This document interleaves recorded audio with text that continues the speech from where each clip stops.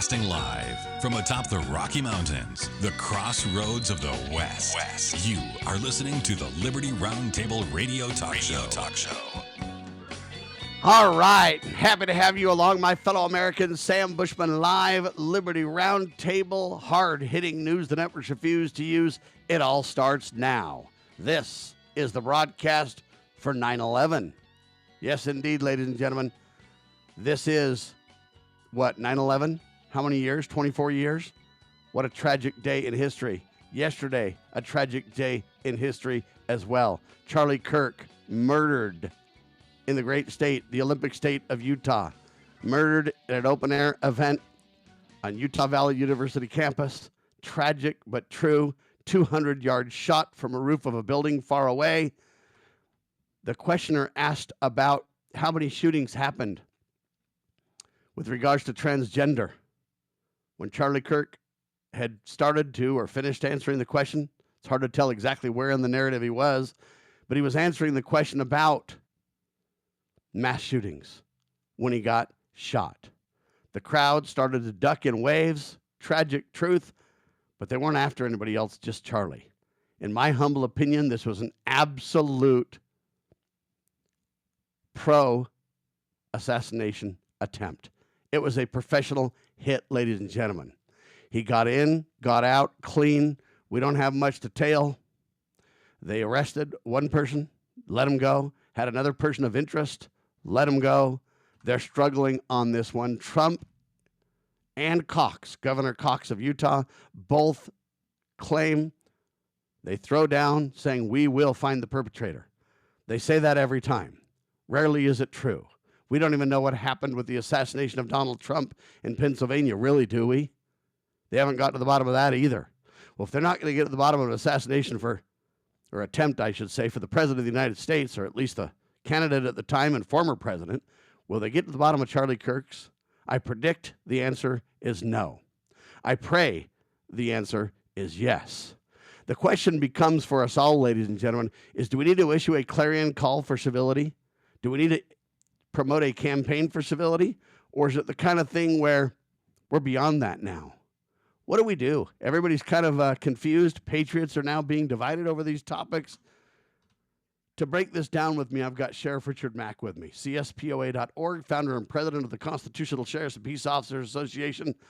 Welcome on this dark but hopeful day, Sheriff. Well, I think you put it very well, Sam. Thanks for having me back this morning. I find talking about it very therapeutic. Yesterday, I was very emotional. I shed a great many tears on a program out of Georgia, War Room GA, with Antonio. I was supposed to be on with him about 20 minutes, and we ended up staying on about 2 hours. And some other people came on as well. And a lot of the talk centered around the corruption in America and the political corruption in America. And boy, isn't it a feverish pitch. You're right about that. It is. And one, at least one CNN commentator was fired because of the ridiculous, opinions about who really is responsible for this. Yeah, and he basically said, hey, Charlie deserved it. He's responsible. He's the one that caused it. He's the one that always throws the controversy there. Da-da-da. He didn't say it in those words, but in essence, that's what he was flippantly saying. Yeah. And I've overstated it for clarity, because when you listen to the soundbite, it's pretty vague, but yet when you really pay attention to his meaning, you go, whoa, how dare you say that kind of stuff? Yeah. It was his fault because he's pro-gun. Basically, that's what he said. Well, we've got a lot to cover today about this. We're going to bring Bryan Rust on and get the Honest Money Report, get his take as well. But we're going to go straight to now. And I've got a press release that I want to read on the air about this too, kind of some of my thoughts. But I want to start with a guest. His name is Michael Holmes. And Michael Holmes is a first-hand eyewitness of what happened yesterday at Utah Valley University. Michael Holmes was there in person. He was sitting literally 15, 20 feet from Charlie Kirk when the shot murdered an incredible patriot. Our prayers are with his wife, Erica, and with Charlie, with his son and daughter. They're very young. They're under 4 years old, both of them. What a tragic scenario. At the same time, we have an eyewitness with details. Michael Holmes, welcome to Liberty Roundtable Live, sir. Thanks, Sam. I appreciate it. All right, let me just kind of start out by saying I want to have no interruption. I just want you to just rock and roll. Tell me what happened in your own words, as much detail or as whatever as you feel like is relevant. Just tell us what happened. Well, I mean, there's a lot to go over because, after witnessing something like that, because I literally watched him die probably 15 feet in front of me. And so it's easy to just, it's easy to remember some details, but then you remember super vividly others. But I mean, me and my roommate had been planning on going to this event for a long time, multiple weeks at most. But we ended up getting there around 11:30. We thought that if we got there early, we'd be able to get good spots. But by the time we got there, there were already thousands of people there. You just And weren't early enough. There were supposedly about 3,000 people in attendance, just for your there knowledge. were so many people there. And as we're walking up close to the tent, I remember my roommate asking me, "Why I'm surprised there's not more security." Because in the email that we got, or when we got our tickets, it said that all bags were subject to search. So we thought that this place would be pretty buckled down. And you By the can't way, really they had tell. no security whatsoever. They only had 6 cops working the beat at the time. Yeah, 6 cops for 3,000 people, which is insane. And it Where are all the police? I thought there would have been dozens and dozens, maybe even 100. Yeah, and I mean, I'm feeling very frustrated about that, but we don't have to get into my opinions about it yet. So we You got get there early, but it didn't do as good as you had hoped. But you still got a good seat, huh? Exactly. We still got a great seat. I couldn't see any medical on standby. I'm a trained EMT, or at least I got my EMT certification from MTech. And so for events like that, that's usually one of, like, other than riding around in the ambulance, that's usually an EMT's biggest kind of job is working an event. Yep. I didn't see any medical, didn't see any ambulance, nothing like that. And so I get there. Me and my roommate are standing on his left side. And we're having fun. Like, it was such a fun, energetic event, because even when Charlie came out, he mentioned that this was probably his biggest event at a college, if not his biggest. How long were you there until the shot was fired? We were standing there for probably an hour before the shot happened. Okay. All right. It didn't feel like an hour at the time, but I remember us getting there at around 11:30. And it was about 20 minutes after Charlie kind of came out that it occurred, right? Yeah. He comes out, starts throwing hats like he normally does. I ended up catching one of the hats, which I thought was pretty exciting. But he starts talking, starts working the crowd, starts talking about how much he loves the LDS Church. He ends up debating a person about the differences between Protestantism and the LDS Church. And then somebody stands up to ask him a question about transgender gun violence. The guy asks him if he believes that transgenders should get their gun rights revoked due to potential mental illness. And Charlie Kirk, in response, was saying that there were too many transgender mass shootings. There are too many of those. And the speaker ended up asking him, do you know how many? I don't know if they said normal people or straight people or something like that, but they ended up asking, like, do you know how many non-transgender people commit gun violence every year? And Charlie puts the mic to his mouth and says, are we including gang violence? Puts the mic down, and that's when the shot hit. And so a big bang rolls out. Everybody's kind of like, I remember thinking to myself, I'm like, dang, what the heck was that? That sounded like a gunshot. And as I'm looking at Charlie, I just see this red mass start coming out of his neck. And everyone else starts seeing it too. And so people start stepping back, and my roommate gets knocked down. As he's falling to the ground, he grabs my shoulder and pulls me down too. But as soon as I saw the shot go into his neck, There's just so much blood. So much blood. And was it your opinion at that time that there's no way he survives that shot? No way he survives that shot. You don't survive something like that. And I ended up saying that. I said that over and over again. Because about 5 seconds after it happened, I pull out my phone and I start trying to record things. And I just remember saying over and over again, he's dead. He's dead. And so everybody starts moving and evacuating out.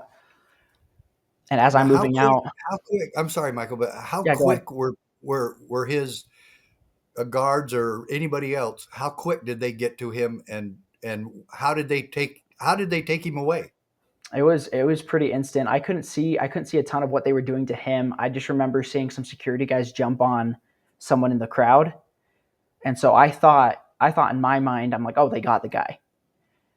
Turns out, Yeah, just so everybody knows, they arrested a guy, turned out not to be the guy. Then they arrested another person and called him a person of interest, turned out to be the wrong guy. Now they don't have the person at all. The perpetrator's still at large. We've got more details on this coming up. But it's also important to note that there were overlapping security, supposedly, between Charlie Kirk's security team and the university security team. So they claim there was a lot of security, double security there. But you got 3,000 people, you got 6 cops, and you got a guy 200 yards away with up on some roof at a building wearing completely black clothing and everything else. Now they say Charlie Kirk's assassin rifle recovered. FBI says that a bolt action, which is very interesting, high-powered rifle was found in a wooden area where the perpetrator fled. So we'll keep an eye on that. When you saw this all happen and you thought he was dead, I talked to you, Michael, yesterday when they were still saying he's alive, he's in critical condition, we hope he makes it. And I talked to Michael and I said that. And remember what you said exactly, Michael? I said there's no way. And then I said, but look, we got to hope. And then Michael said, yes, if he did live, it would be the biggest miracle ever. Yeah, that's pretty much what I said. But I mean, and I remembered what you said because it shocked me. I believe in miracles, folks. But I also believe that the Lord does what's best for all of us, all of his children. And so sometimes, if Charlie Kirk was meant to stay on this earth, he would have been here still. The Lord can protect even Charlie from assassins. But Charlie has a work on the other side. We need to remember that, after we die, there's more. And I believe that Erica and his 2 children will see him again. I'm convinced that Charlie Kirk can do much for liberty as he returns to his fatherly home, his heavenly home. I believe there's much that can be done there. The crowd panicked. Everybody kind of eventually melted down. They got down. They did all these things. The campus then told everybody to leave, right? Yeah. I mean, I was focused on trying to get my mom and my brother out because they were there, so I had to go find them and get them out. But it was pretty disorganized the way that they evacuated everybody. I thought that if they were still looking for suspects, they would lock down the school, keep everybody there. But obviously, I don't know a lot about law enforcement. But yeah, I'm pretty frustrated at how UVU handled the whole situation with minimal security. Obviously, they're not the ones completely at blame because Charlie Kirk's team also agreed that security was that they were in a good spot with security. We saw that in the interview yesterday. But yeah, I'm pretty frustrated with how the whole thing shaped out. But I mean, if someone's able to take that shot and if someone's able to hit them where they did, which is an incredible shot, by the way, hitting them in the perfect spot, the carotid artery, and as well as probably hitting parts of the jugular as well. Even if there was a trained doctor, which obviously I'm not, I'm just a trained EMT. But obviously, if there was a doctor on there who had ambulance equipment, who had an intubation kit, who had triage equipment, I still don't think there'd be much that they could do for him. Because the problem with trying to put pressure on a wound like that is you have to stop it from bleeding out because you'll die within minutes if you get shot. But if you put too much pressure on it, you end up cutting off their airway, so they'll die anyway. So you need to intubate them so that they can still breathe. Which obviously, since there was no ambulance there, since there was no medical, they didn't have any of that equipment. So I mean, it was pretty instant for me that I knew he was dead. Obviously, I heard the reports, and I was hoping and praying that I was wrong. But it was I mean, but I watched him die. I watched him die. I need to Yeah, ask something right there. go ahead. Michael, there's a report that some of the anti Charlie Kirk people who were in attendance actually started celebrating. Did you see anything like that? Absolutely. Oh my That was the God. worst part. You hold on a minute. You saw people celebrating? There were people celebrating. Yeah, there was Have these we're people lost their cotton picking minds? I I mean I think that we've I think that we are of the opinion that they're not the smartest people anyway. But I mean, I was worried about my family safety. I was worried about my safety of my friends. But as I was walking out, I heard multiple people say, if I see one of those, they used a lot of choice words, which I don't know if I'm allowed to use on the air. No, you're not, sir. But anyway, they said that if they saw any of the protesters, they were gonna punch them out. Like they were gonna, and honestly, I, as much as I disagree with them, in a way, I fear for them, because once school opens up on Monday, there's going to be so much energy. Like people are going to be so emotionally charged. Yeah, Uh, Governor Gavin Newsom basically threatened to punch people out too a few weeks ago, and now he's basically saying, "Hey, there's no room for political violence anywhere." I agree with that statement. I don't agree with the first. Violence just isn't going to help the situation, folks. That's why we need a clarion call for civility. I've been talking about that since 2015. We'll get to that later. But Michael, as everybody left, were you guys fearful that they were going to do a mass shooting, or did people kind of realize Charlie was the target? And that's oh part of yeah, the reason that I think this was a professional assassin. I don't know that I even believe the bolt action rifle story necessarily. Um, I'm a little concerned that we're just not getting the details. At first, we were told it was like a handgun. It was up close.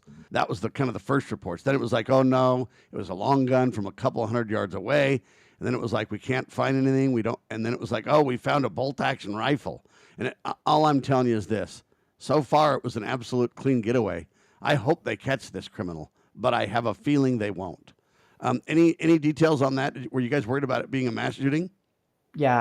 I mean, first of all, the shot, you could hear the shot from far away. So I think most of us heard the shot and were like, "Oh my gosh, was that a rifle? Was that a sniper?" Did they take the shot from far away? But then, obviously, seeing security jump on a guy, you start to think, "Oh, they got the shooter." So maybe I was wrong, and so that was my first thought going into But it. your first thought when you heard it was that it was far away.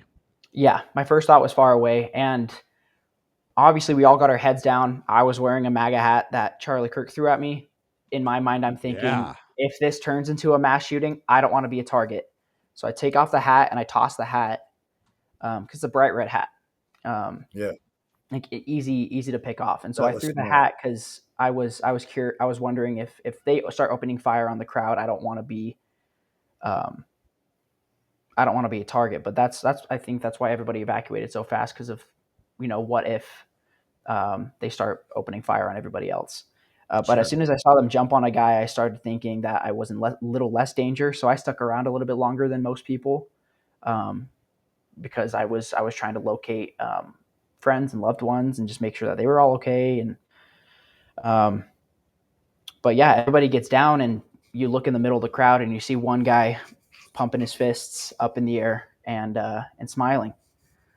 And so um, yeah, it's messed up.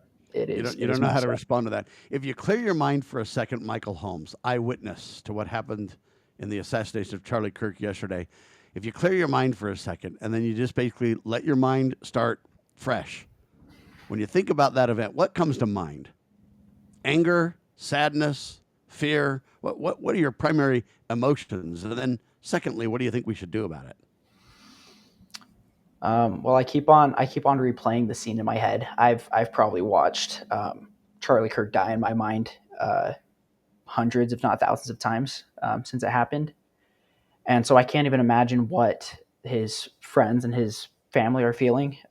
Because if I'm feeling this way, and I didn't know him personally, but yeah, I'm very angry, because I'm angry for two reasons. I felt like he was very influential for a lot of people, including myself. I remember going on Instagram and seeing his videos and watching them. I loved his faith and how he testified of Christ, and that was very prominent towards the beginning of the event. Is how much he loved the gospel, how much he loved God, and how much he worshipped Jesus Christ. But I'm also shaken because I'm thinking about how this reflects on someone who holds my same beliefs and holds my same viewpoints. Because we've gotten to a point where I don't really feel like we're in a free speech nation anymore. Because if you say something that's too extreme, or if you say something that people don't like enough, you get a bullet put in you. And obviously, I don't hold as much power as Charlie Kirk. I don't think there are many people that do, but especially if they don't catch this criminal, it's just giving permission to other people to do it again. And that makes me nervous. And it's getting to the point where, they've preached tolerance, and we've tried our best to be tolerant and to kind of follow the line in that way. But I honestly think that, in times of peace, you prepare for war. And I think that's what it's going to turn into is this is just going to create more division as much as it probably shouldn't. This is probably what's going to happen. And, we don't know what the future holds, and all we can do is hope and pray that, God has it in his hands. That's why my clarion call for civility, ladies and gentlemen, back in 2015, turned into a website and a pledge, callforcivility.com. Thereafter now is going to be upgraded to campaign for civility, because we've got to start to crisscross the country. And what we need to do, in my humble opinion, is to teach the gospel of Jesus Christ. If there was one thing Charlie Kirk would want us to do, it would be to promote God, family, and country. That's what Charlie was all about. He was all about saying, you know what, we can disagree, but let's do so agreeably. Let's talk about it. Let's have these incredible rallies. Let's have these, education opportunities. Let's listen to one another. I first want to listen to you and hear what you have to say, and then I'll explain my views and see if, prove me wrong. It was kind of an idea to say, look, let's think through this together and see if we can make a difference. And since he really promoted Christ while he was alive, I think in his honor, we need to do the same thing. And the Prince of Peace, what would the Prince of Peace call for at this point? We got to kind of ask ourselves that. And then we got to say, what happens in society when people become wicked, when they create secret combinations and they destroy people and governments and freedoms? And okay, what do we do at that point? And what they did first, as far as I can tell from history, biblical, I also am a member of the Church of Jesus Christ of Latter-day Saints. So I read the Book of Mormon and another testament of Jesus Christ. It was also called the greatest handbook for freedom ever written. In that book, really, they teach that, hey, first thing you do when society goes off the rails is you leave the government, you leave it in other people's hands, and you go to the ministry and you preach the word of God. And they say that the word of God will have more ability to change hearts and minds of people than even the sword. Michael, let's give you the final word and we'll let you fly. Final thought? Yeah, I'm just hoping that we can all use this as a reason to grow closer together, grow closer to God. I know that's what Charlie would have wanted. And if God saw that it was his time to call him home, then as tragic as it is, we can trust that it's all in his hands and he's going to be able to take care of it. And, he died a martyr, and we can use that as a rallying point to grow closer together and grow more unified as a people, as Americans, and as believers in Jesus Christ. So thank you, Michael. Godspeed, sir. Our prayers are with you, with Charlie, with his wife, Erica, and his whole family. Sheriff Mack, stay there. We've got more. This is the one and only news the networks refuse to use, Liberty Roundtable Live.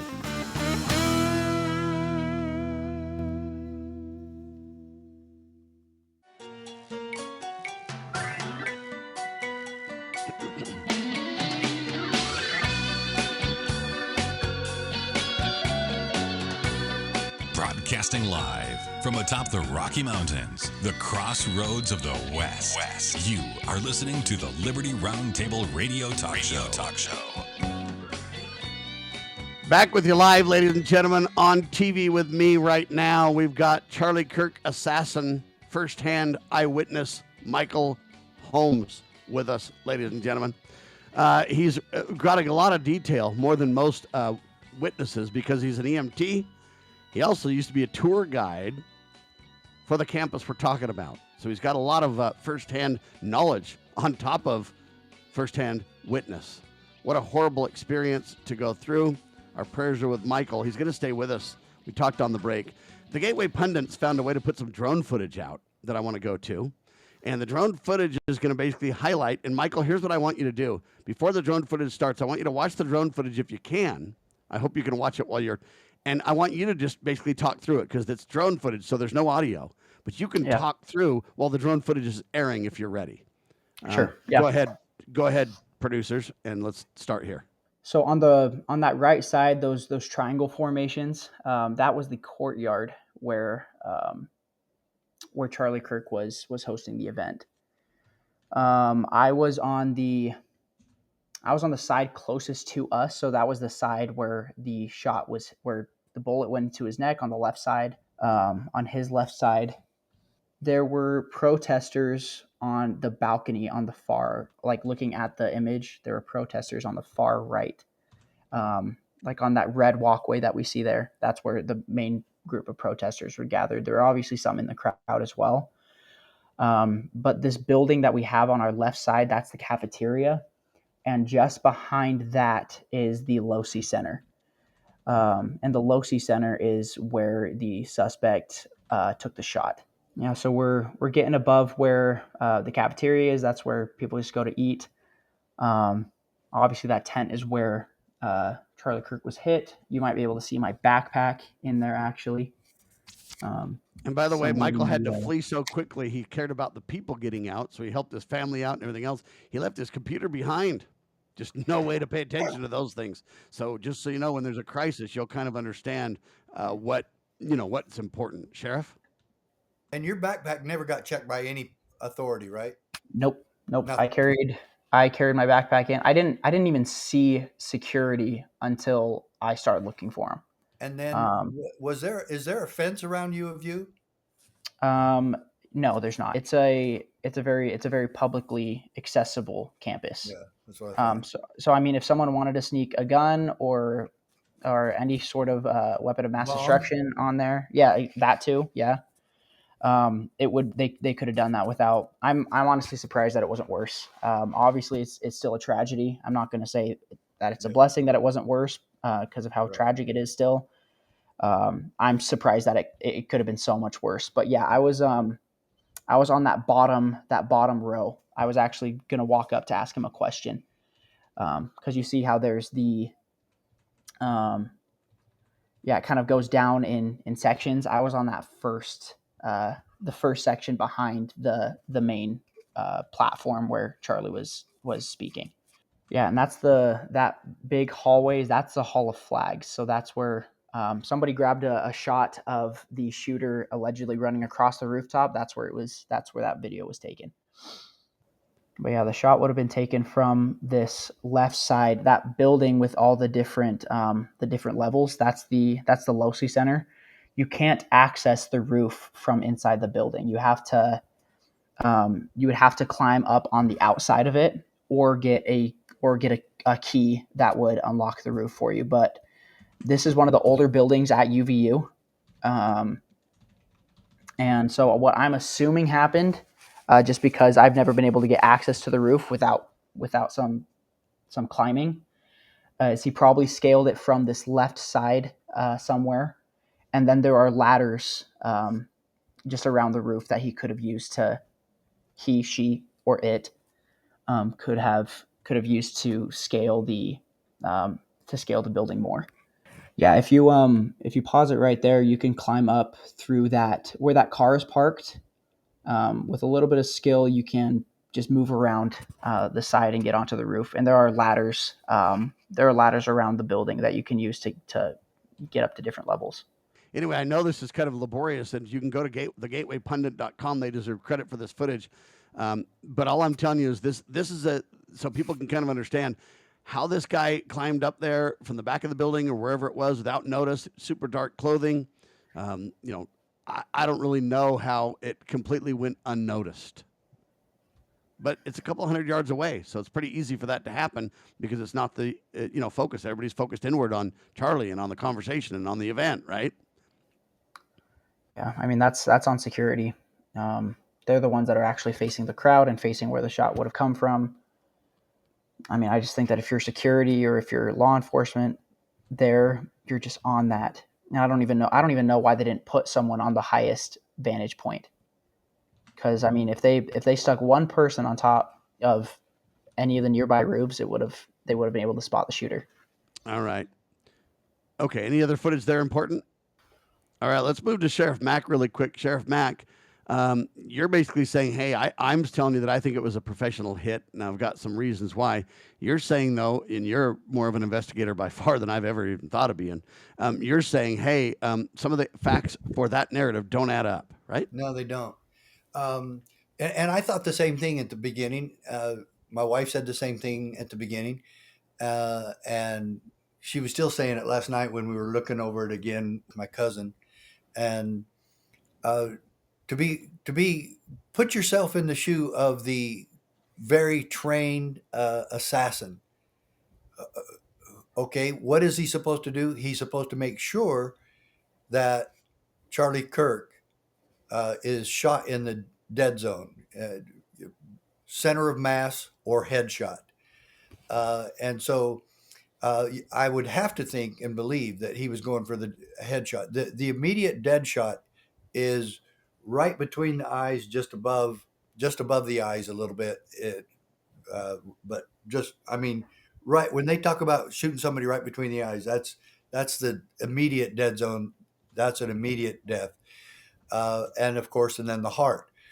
But aiming for somebody's throat in such a sophisticated assassination attempt, no way, not even.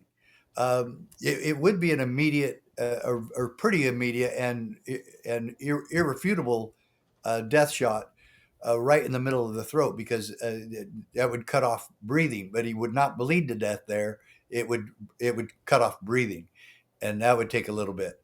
But to think that a trained assassin went for the jugular, no way, no way, and even went for the throat or neck. That would be very unusual, and it makes me think that he wasn't a trained assassin, because he would never go for that. He would go for the head, and right facing him the way he was, that white shirt would have been a great target to shoot at, and a shot to the heart would have been more likely. But to say I'm going to kill him because I'm going to go for his throat. No way, no. So I'm still wondering about that, but and I'm still wondering if he was in the black clothes, which it showed from one of the rooftops that he was, then he should have. I think he would have got rid of those clothes immediately, and like the FBI said this morning, blend with all the other students running and leaving. And Michael alluded to this, that there was no organized evacuation. It was just everybody running. And so usually in a hostage situation or in something like this, you want the people to stay put. Yeah, you want to make sure that they're safe, but just running crazy is not keeping people safe. You want to make sure that you're able to see the crowd and go through the crowd and see if the suspect is still there. Well, they didn't even stop the crowd from leaving. They just let everybody leave, though, Sheriff. This to me was botched all the way through. Completely disorganized. Go ahead and skip the break. And what kind of perimeter did they ever look at to begin with the security? With 6 officers there, I don't think they did a perimeter at all. And Michael's totally correct. Just put one guy up on the highest point. But I believe everybody went with this syndrome of, oh, it's Utah. Oh, yeah, hey, this is Provo. This is Utah Valley. This is U of U, UVU. And so, everybody relaxed. And that's the thing about security. You can't, and you don't. And you look at all possibilities. And Now, the 6 other thing officers, they if that's did, really what they had, that's just crazy. the other thing they did is, in my opinion, they announced that, hey, they got a guy way on early. Oh, And then that's later they totally said, true. we got another guy. Every Yeah. time that, in my opinion, poisons the investigation, doesn't it? Everybody stopped. Even the police stopped. Oh, good. Oh, well. So I'm at, I used to work at Provo PD just next door. Provo PD would have said, oh, good. We don't have to do anything now. They've got the guy. Everything So, stopped. And Sheriff, are you saying that it's not common procedure to have as little security as there was at the event? not on something like this. No, So is that you want extra no matter what, especially with the size of the crowd and especially the way things have been going and the people that have uh, run Charlie Kirk out of town before and how rude people are and how much they get up and say, I hate you, and he wow. He, so is that he, so is yeah. that failure on the police department side, or is that failure on Charlie Kirk's security side, or is Well, it a combination of the two? his security is assigned to basically one thing, and that's to stay close Keeping to him safe. him and protect him. Uh, but I would be very interested in knowing if which would be normal, his security met with local police beforehand and asked, what kind of perimeter are you setting up? How many officers do you have for us? And then maybe his team did the same thing, the Utah syndrome. Oh, it's Utah, hey, no big deal. Hey, Utah's had their fair share of mass shootings, and one ended in the mall near Sandy. It ended quickly, and this is like 15 years ago. It ended quickly because a concealed carry holder put an end to it, and so this I'm sorry, but when you're part of a security team and you're part of a police security, you have to think of all eventualities. And look, even I thought when I first saw the crowd there, oh yeah, where's the police? And there has to be some sort of show of force, and that no bag checks, no nothing going on. Yeah, it's easy to play a Monday morning quarterback and criticize, but uh, some of this, especially after Butler, Pennsylvania, I think we would have learned a few lessons from that one. Yeah, some of this is too basic to ignore is kind of the problem with all that. All right, let's do this. I want to read this press release that I wrote in relation to this because it's what I intend to do. I'm going to spend my time in tribute to Charlie Kirk, speaking out boldly about, listen, we can't let this violence happen. I don't care whose side we're on. We have got to stop the violence. And I know we can't stop it by force, but like I say, when societies get bad, the righteous preach the gospel of Christ, and they teach people about the Prince of Peace. And that does more to save the people's hearts and minds than a sword does. All right, so here's the press release. Sheriff Mack will read it. In 2015, Sam Bushman, host of Liberty Roundtable Live Radio and TV, authored a clarion call for civility and launched callforcivility.com, a pledge urging Americans to choose kindness, respect, and faith in public life. Today, that pledge has been elevated into campaignforcivility.com, a nationwide movement for prayer, unity, and civility. Launched as a tribute to Charlie Kirk, who was tragically assassinated. Charlie Kirk's life was devoted to faith, truth, and courage. He poured his energy into raising up a new generation, ministering to young adults and urging them to stand boldly for what is right. His tragic murder does not silence his mission. It ignites a movement that must now sweep the nation. We must remember that God lives and he loves all his children, Bushman said. President Trump has reminded us that America must pray even for our enemies, Matthew 5:44. A CEO of the Constitutional Sheriffs and Peace Officers Association, CSPOA, Bushman stands shoulder to shoulder with CSPOA founder and president Sheriff Richard Mack in calling for civility, respect, and return to America's constitutional and spiritual foundations. the CSPOA, has long championed faith, liberty, and the defense of individual rights, making its partnership with Campaign for Civility a natural extension of this nationwide mission. Bushman also hosts Liberty Roundtable Live, syndicated by the Loving Liberty Network, further uniting media, faith, and grassroots leadership. I got to scroll down a little bit here now. To strengthen this campaign for prayer, unity, and civility across the nation, campaignforcivility.com is more than a website. It is a rallying cry, a call to reject hate, embrace prayer, and restore the respect and unity America desperately needs. For more information, visit www.campaignforcivility.com. All right, so that's my kind of press release. It was said last night on the Mike Gallagher show on the Salem Radio Network that, you know what, sad as it is, Charlie's gone, but there's going to be 1 million Charlies now to take his place. Michael Holmes, you're one of them, brother.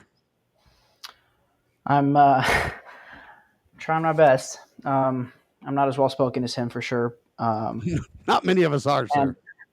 Yeah, I mean, there were some points that I disagreed with him on.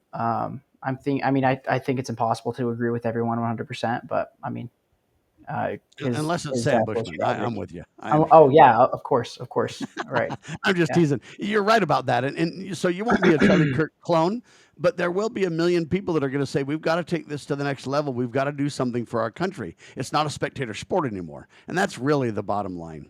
All right, Michael, we sure appreciate it, sir. Bryan Rust. I know we've only got a couple of minutes left. I'm hoping you can stay over the break. This is kind of an unprecedented broadcast, and I apologize. It's tough to get all the ducks in a row. Bryan Rust, freewatercoinco.com. Welcome to Liberty Roundtable Live, sir. Hey, thanks, Sam.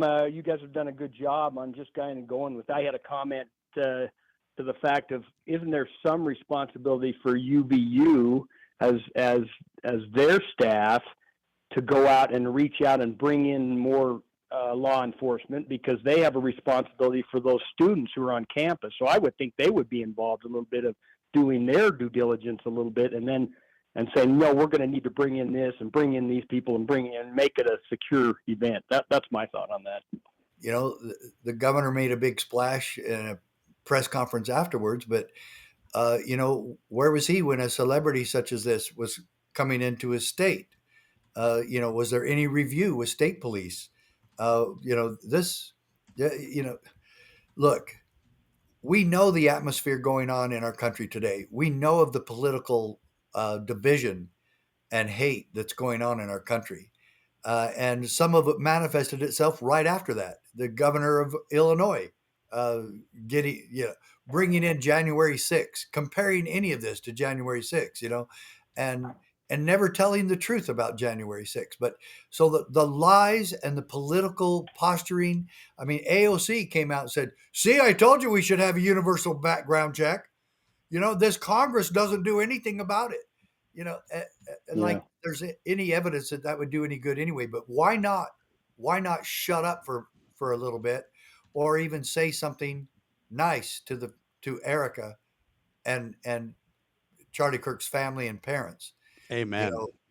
But no. Well, I sorry, jumping in here too, but if you look at the assassination attempt on President Trump, I mean, you have people in the mainstream on TV, like what's that show? Is it The Voice? Is it the The Voice?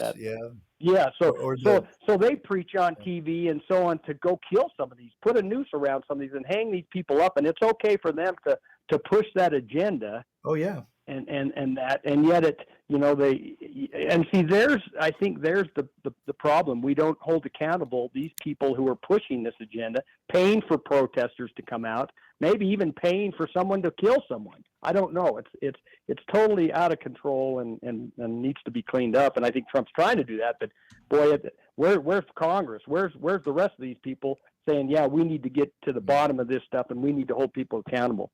And sorry, I'm digressing, but I know Governor Cox said, well, we still have the death penalty. Well, we got a guy that's supposed to be dead, and now they haven't killed him. They never use forever. it. So they have it, but they never use it. That's right. Yeah. Right. They That is the sentence problem. people to death, and 40 years later, they're still not executed.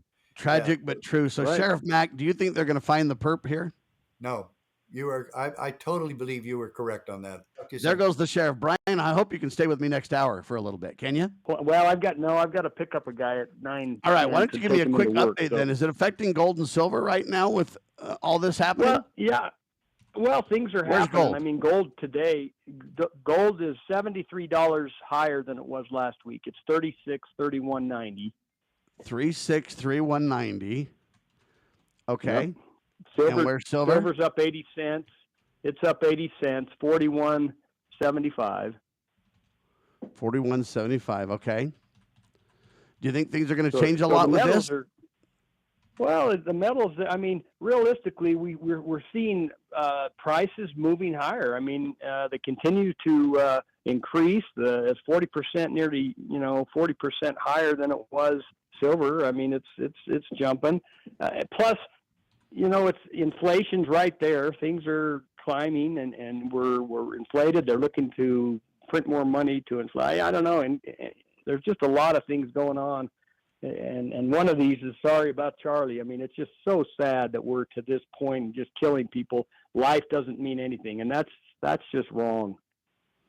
And that's why I've started out. And did you hear my press release? That's why I'm kind of saying, look, we've got to up our call for civility to a campaign for civility. We've got to really push on this.